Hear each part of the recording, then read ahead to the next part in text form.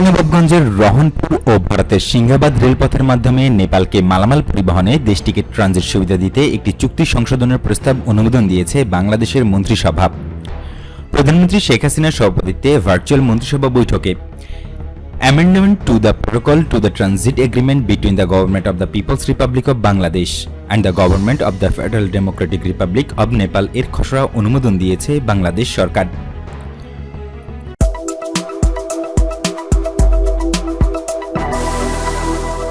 বৈঠক শেষে জানানো হয় 1976 সাল থেকে নেপালের সঙ্গে আমাদের দ্বিপাক্ষিক ট্রানজিট এগ্রিমেন্ট রয়েছে। সেই ট্রানজিট এগ্রিমেন্টের মধ্যে নেপাল একটি অনুরোধ করেছে আমাদের রহনপুর আর ভারতের সিংহাবাদ হয়ে যে রেলপথ রয়েছে সেখানে আরেকটি ট্রানজিট সুবিধা দেওয়ার জন্য।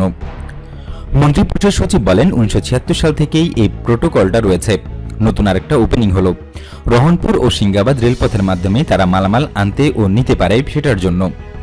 তিনি জানান এই সংশোধনী প্রস্তাব অনুমোদন পেলে চাঁপাইনবাবগঞ্জের রহনপুর থেকে ভারতের সিংহাবাদ হয়ে নেপালের বীরগঞ্জ পর্যন্ত রেলপথে পণ্য পরিবহন সুবিধা চালু হবে।